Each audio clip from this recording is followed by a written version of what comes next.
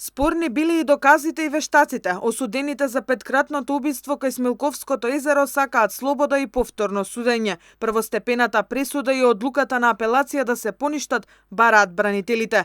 Вештачењата на земјата, возилото, сите ДНК анализи понудени како докази на обвинителството биле нецелосни и збунувачки, тврде адвокатите пред судечкиот совет на Врховниот суд. Значи сите докази апсолутно сите, комплет се дадени на рака, дадени се од овластени службени лица, без да за тоа има нешто како писмено извештај.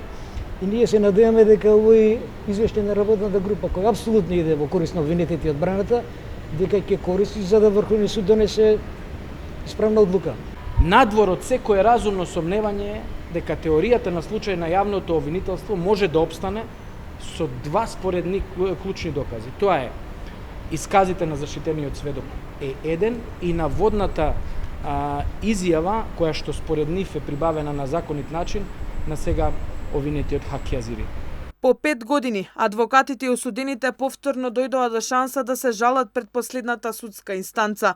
Инаку во 2017-та токму Врховниот суд им ја даде втората шанса на обвинетите, ги поништи првостепената и второстепената пресуда и го врати предметот со образложение и насоки одново да се изврши увид на возилото Opel Omega. На 12 април 2012 година беа убиени 5 лица со огнено оружје кај Смилковското езеро во атарот на селото Смилковци.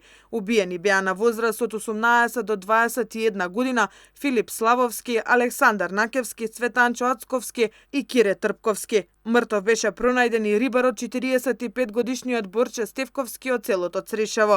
Со првостепената пресуда и одлуката на апелација, Амил Демири, Африм и Агим Исмаиловиќ пукале во 4 момчиња и рибарот кај Смилковското езеро, а Хаки и Фейзи Азири помогнале со логистиката, бегството и прикривањето на петкратното пукање. Тие беа осудени на доживотна казна затвор, но Врховниот суд веќе еднаш им ги прифати жалбите и судењето почна од почеток во 2017-та.